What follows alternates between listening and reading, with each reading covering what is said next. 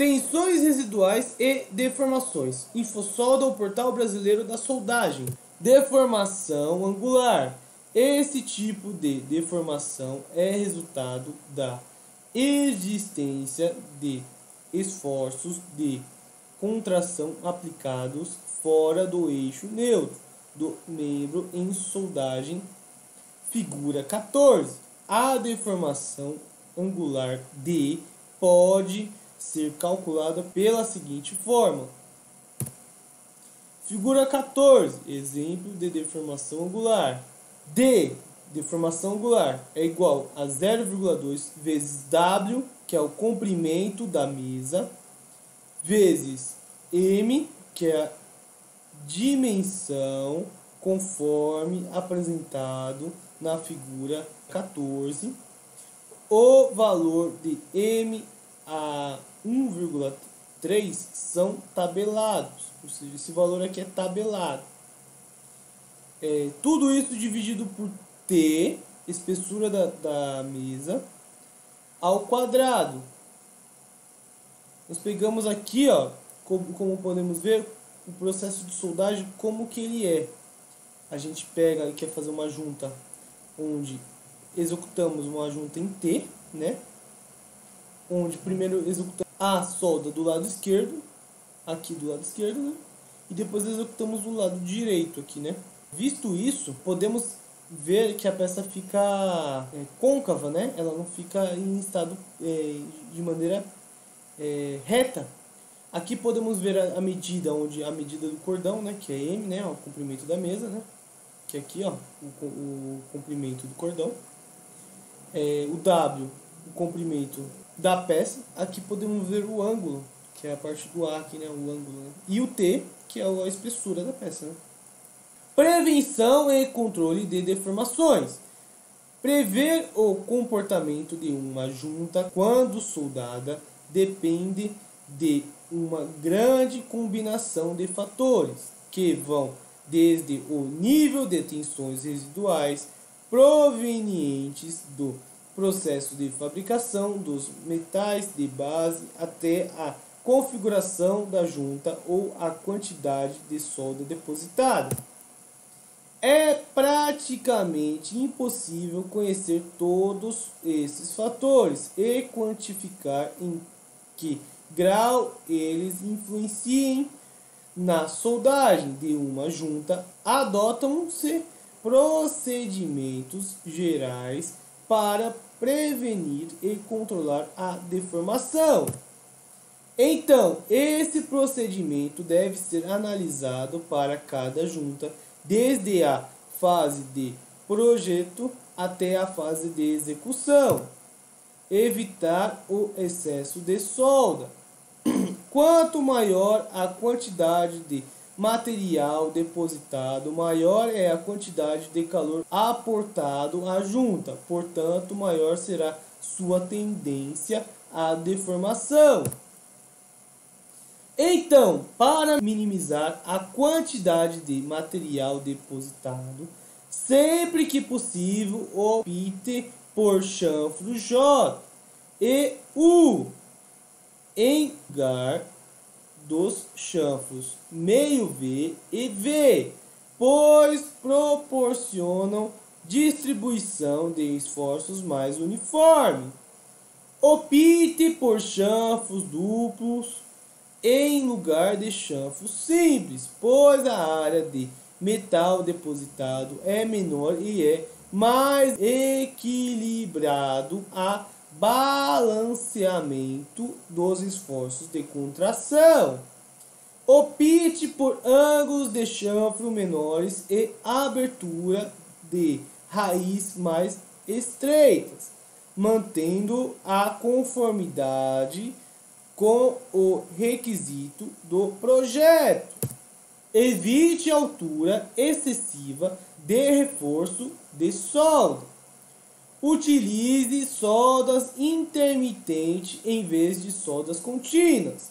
Aplica-se especialmente às soldas de ângulo. Minimizar o aquecimento da junta. Quanto maior for o calor fornecido à junta, maior será a deformação.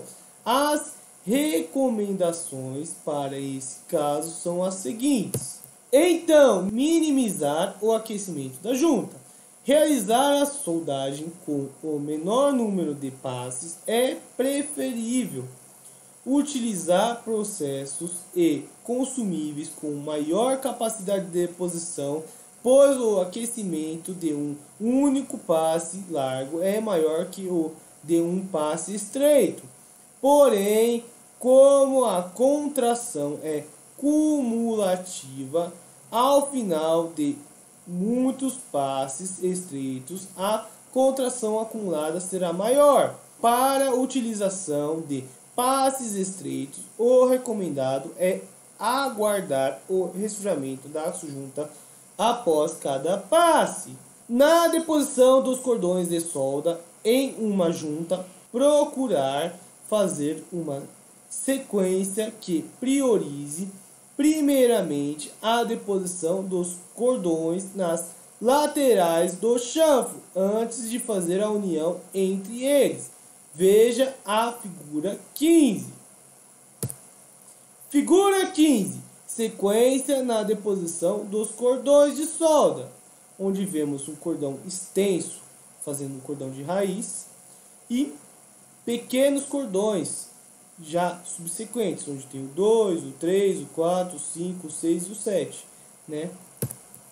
Utilizar a técnica de passe a ré consiste em fazer a progressão da soldagem no sentido contrário ao sentido de deposição de cada cordão de solda. O passe se inicia em uma região do metal de base não aquecida e o término do passe se dá no início do passe anterior, apresentada na figura 16. A soldagem for feita de forma contínua, ponto A, sem a aplicação da técnica de passe ré.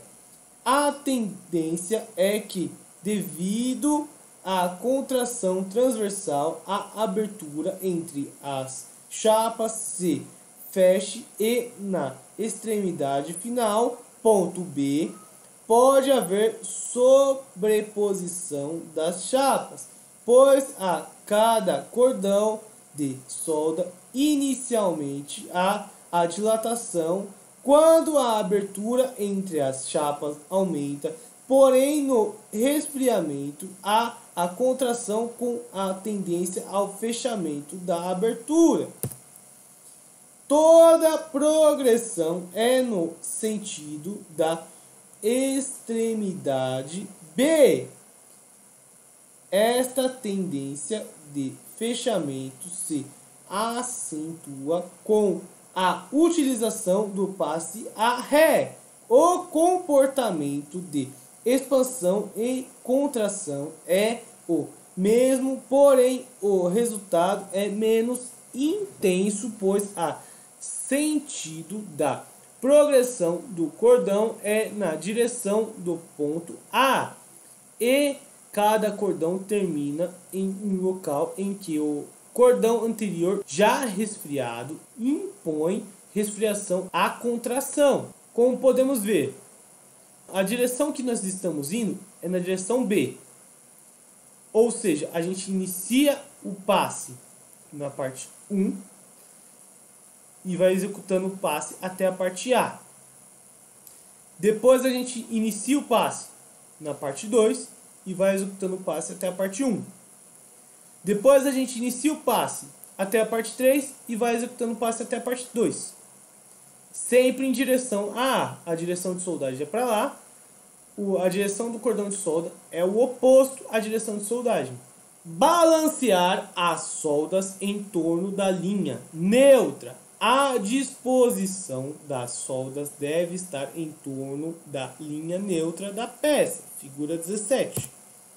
Figura 17. Demonstração do esquema de disposição das soldas em torno da linha neutra. Vemos que aqui, ó, a gente tem a linha neutra, onde tensiona, e aqui é uma solda ruim. Por conta do que? A gente executou a solda fora da linha neutra, causando maiores tensões. Já aqui, executamos a solda na parte da linha neutra, na linha onde não há tensionamento. Ou seja, essa peça aqui tem menos chances de trinca. Assim como aqui, como podemos ver a desuniformidade, né? Podemos ver aqui uma uniformidade, a parte da linha neutra, e aqui uma desuniformidade. Está fora de centro. Planejar a sequência de soldagem.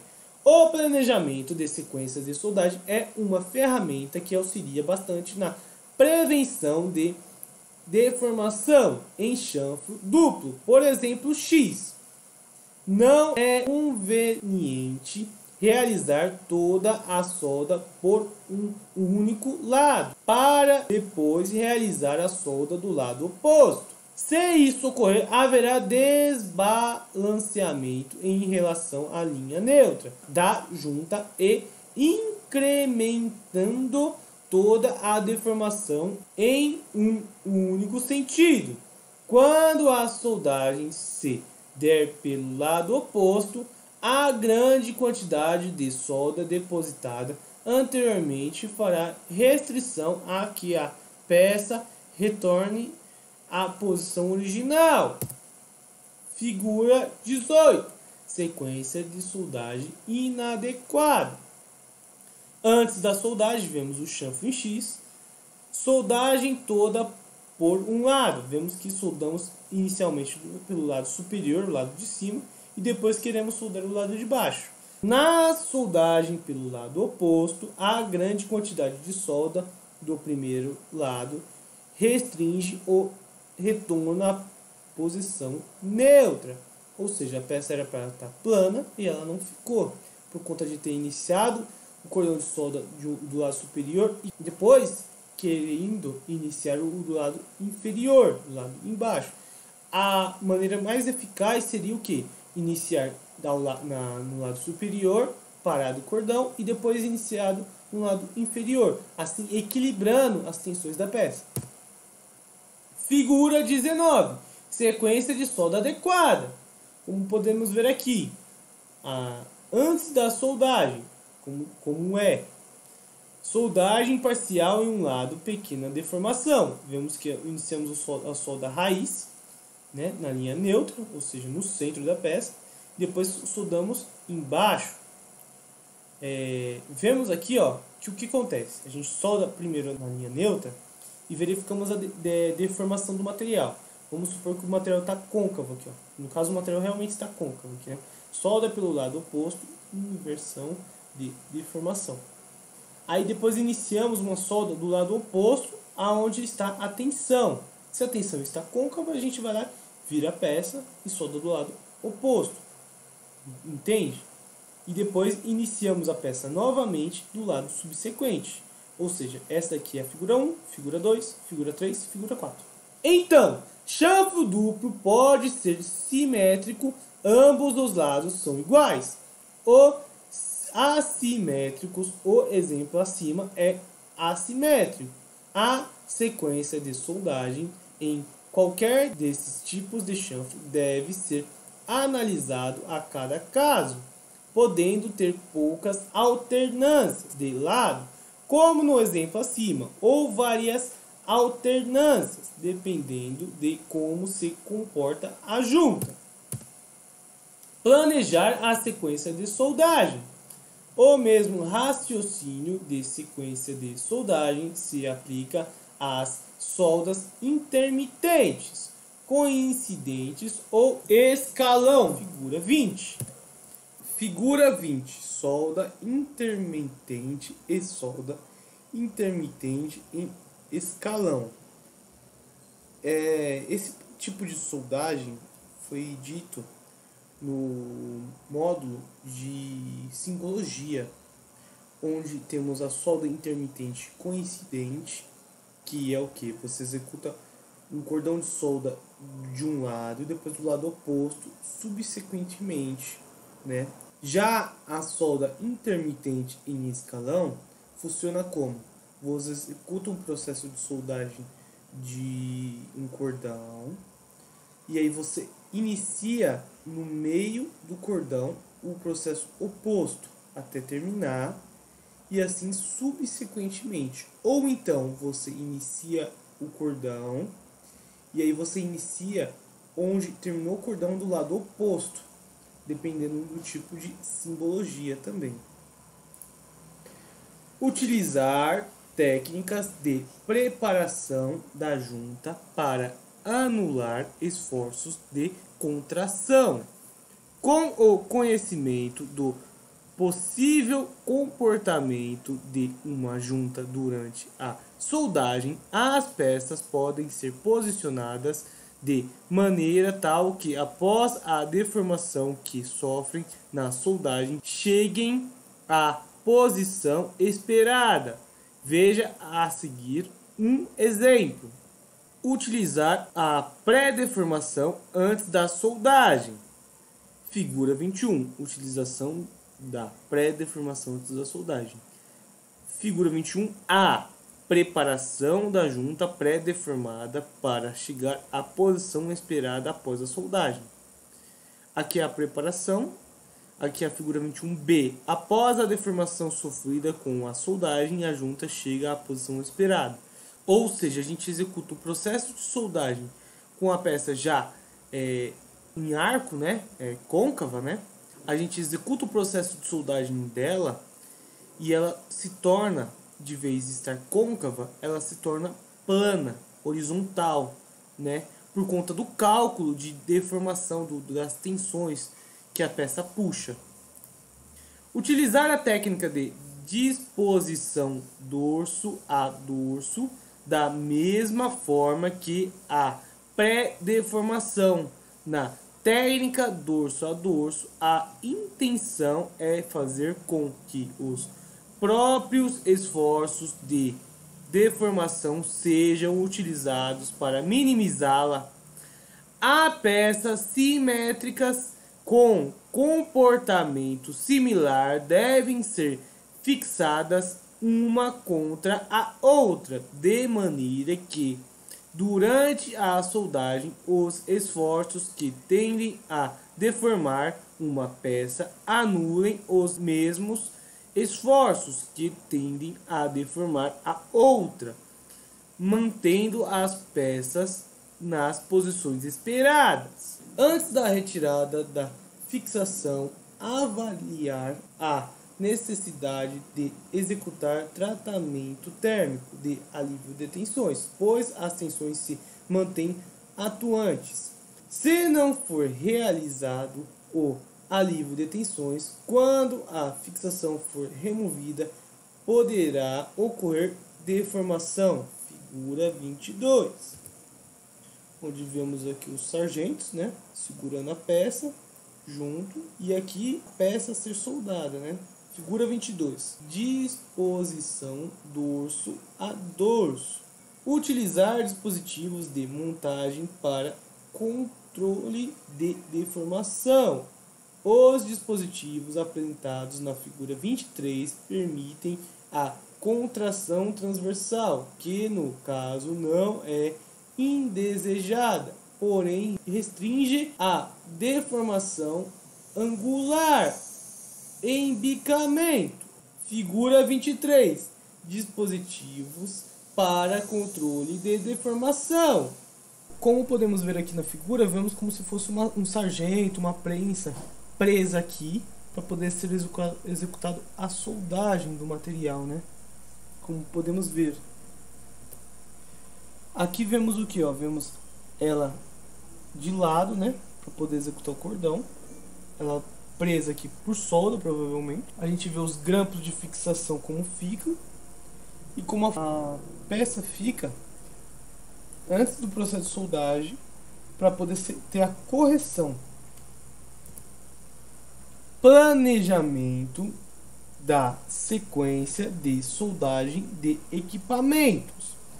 Equipamentos de grandes dimensões que possuem uma grande quantidade de juntas soldadas com disposição diferentes e muitas vezes soldados por vários soldadores simultaneamente. Para isso é necessário planejamento especial da sua sequência de soldagem, sob pena de ficarem completamente deformados após a soldagem. Um exemplo são tanques de armazenamento, pois tem grande quantidade de juntas soldadas e são fabricados com chapas relativamente finas devido aos esforços de dilatação e contração originados pela soldagem, sofrem processos cumulativo de deformações. Sem planejamento da sequência de soldagem, sua forma final se apresentará completamente fora das tolerâncias estabelecidas pelas normas, reprovando a peça. Então, não há uma receita padrão para o estabelecimento de uma sequência de soldagem. Em cada caso, deve ser analisada a viabilidade da aplicação de cada um dos recursos estabelecidos. Alguns procedimentos que podem ser aplicados à soldagem de fundo e teto de tanques. Inicia-se a soldagem das juntas de anel externo que circunda o fundo do tanque. Após a soldagem do anel externo, soldar toda a circunferência da junta deste anel com o primeiro anel do costado. Esta soldagem deve ser realizada em um número par de soldadores dispostos em trechos diametralmente opostos. A soldagem deve ser feita utilizando a técnica de passe a ré. Soldar as cabeças deixando a cabeça oposta, sem restrição sempre que possível, utilizando a técnica de passe a ré, figura 25. Soldar as juntas longitudinais, figura 25, utilizando dois soldadores partidos de centro para as extremidades. Estes devem utilizar a técnica do passe a ré. Mais uma vez, a soldagem deve ser de um dos lados, deixando a longitudinal oposta sem restrições. A soldagem das extremidades livres das cabeças e das longitudinais devem ser feitas obedecendo a sequência anterior. Durante todo o período da soldagem, o comportamento das chapas do fundo teto deve ser observado, podendo a sequência ser alterada em função desse comportamento. Figura 24, esquema de soldagem. Anel de tanque de armazenamento. Aqui vemos o anel do tanque de armazenamento, citado anteriormente. Figura 25, soldagem de juntas longitudinais. Vemos aqui o tipo de junta onde tem a cabeça, que é citada aqui, que no caso é como se fosse a pontinha, e a parte longitudinal, onde que é a parte horizontal. Alguns procedimentos para a soldagem do costado de tanques. Realizar a soldagem das juntas verticais do anel inferior e do anel imediatamente superior. Após a conclusão destas verticais, realizar a soldagem da junta circunferencial que une os dois anéis. Esta soldagem deve ser realizada com um número par de soldadores, dispostos em trechos diametralmente opostos. A soldagem deve ser feita utilizando a técnica de passe a ré. Seguir essas sequências em todo o contorno, porém observando o seu comportamento para intervir e alterar sempre que necessário. Correção da deformação. Uma vez deformada a junta, para tentar fazer com que ela retorne à sua configuração original, podem ser utilizados alguns artifícios: correção por esforços mecânicos, ressoldagem, aquecimento local. Correção por esforços mecânicos pode ter sua distorção corrigida pela aplicação de esforços mecânicos que introduz uma deformação plástica, colocando a peça no formato e dimensões previstos. Esta correção pode ser realizada com o uso de prensas, marretas, etc. Exemplos: figura 26. Peça sofrendo correção por esforço mecânico. Aqui vemos uma prensa, deixando ela de maneira plana, né, horizontal, né? Correção por ressoldagem, muito utilizado quando ocorre o embicamento da junta soldada. Essa técnica se aplica quando há o acesso pelos dois lados da junta e consiste na remoção de parte da solda com a realização de nova soldagem. Nesta ressoldagem, a intenção é utilizar os esforços de contração da solda para trazer a peça para a posição esperada. A análise do local de remoção da solda, a forma de remoção e a configuração do chanfro para a nova soldagem devem ser analisadas e determinadas por um profissional com experiência prática. Deve ser considerado o aspecto da condição da estrutura metalúrgica do material devido à aplicação de novo ciclo térmico. Veja na figura 27 um exemplo de correção por ressoldagem, onde vemos aqui que tem o cordão de solda, ele está de maneira torta, há uma goivagem, né? É feito um chanfro aqui, né? E aplicada a solda nele, corrigindo, deixando ele reto, né? Plano. Na parte da figura 27A, junta soldada embicada. Na parte da figura 27B, remoção da solda para correção do embicamento.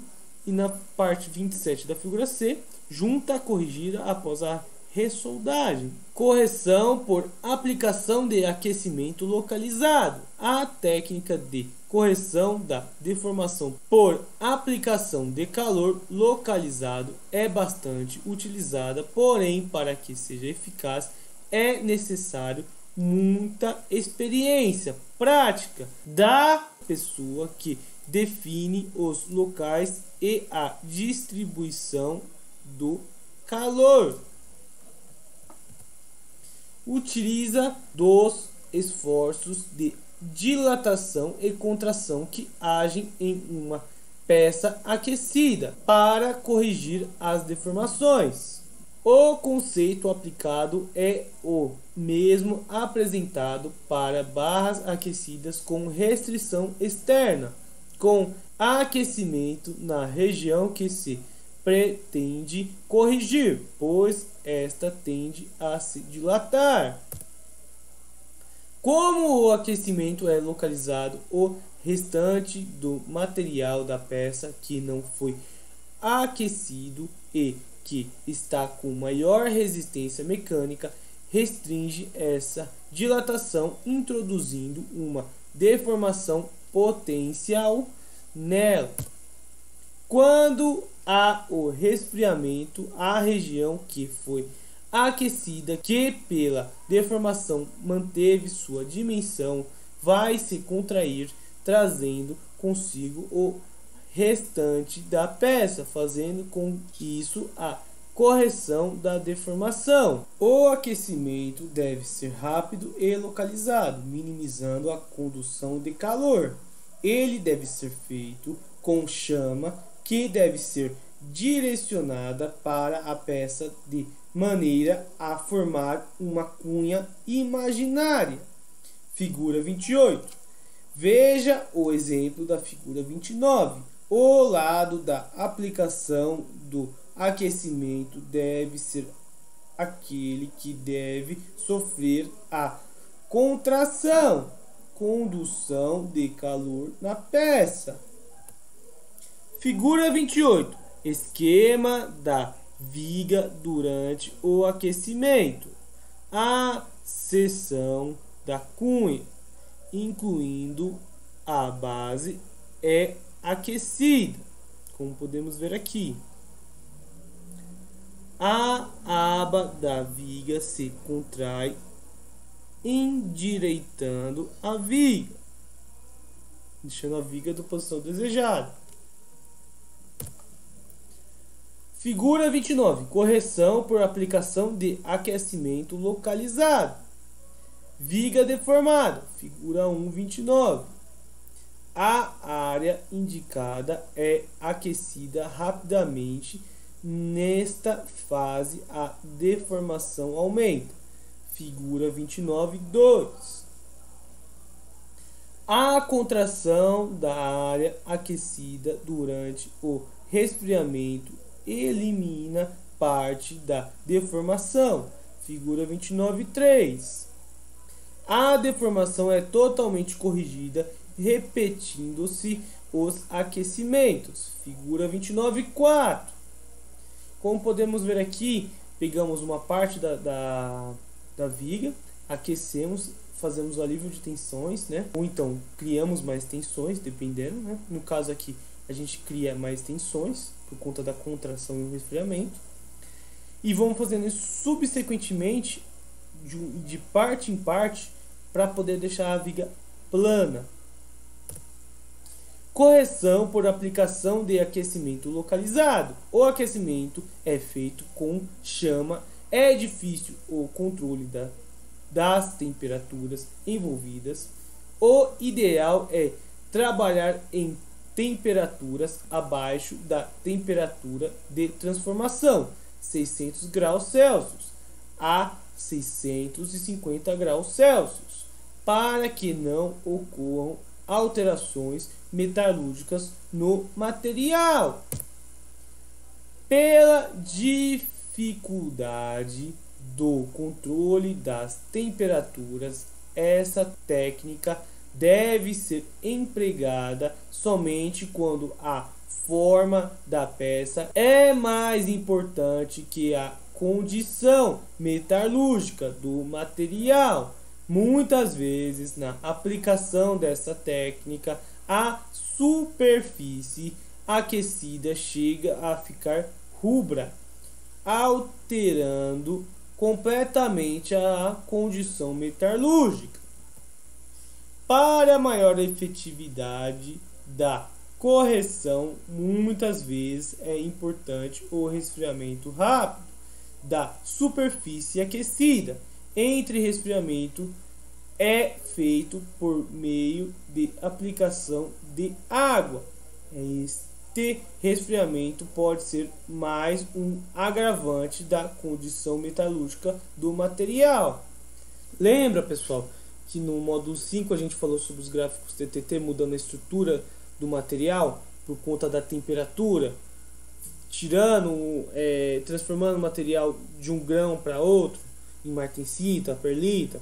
É basicamente isso que ele está falando. Se for muito aquecido, se o material passado a temperatura estabelecida metalurgicamente para ele poder mudar, fazer a transição de grãos, ele muda a sua estrutura e não há alívio de tensões, porém a granulometria do material muda, ou seja, ele passa vamos supor que o material é perlítico, ele passa a martensítico, vou dar um exemplo simples.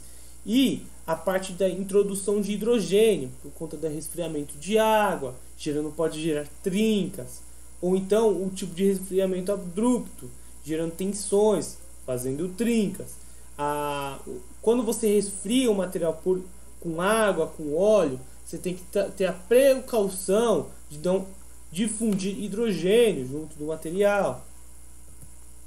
Então, partindo do mesmo conceito anterior descrito, pode-se fazer correções de superfícies que se encontram embarrigadas, figura 30, deformações angulares produzidas por soldas de ângulo, figura 31. Sinal de alerta. A aplicação dessa técnica deve ser avaliada em função das alterações metalúrgicas que podem vir a ocorrer no material, alterando significativamente suas características originais. Figura 30. Modelo de empeno barrigadas. O calor é aplicado nesse ponto, ou seja, no ponto central. Empeno de painel antes do aquecimento. A gente pode ver o empeno como era aqui, ó, pela linha traçada, e como ele ficou depois. Figura 31. Modelo de deformações angulares. Aqui vemos como como ficou a figura, uma distorcida, e onde vai sofrer o aquecimento para poder deixar a peça plana.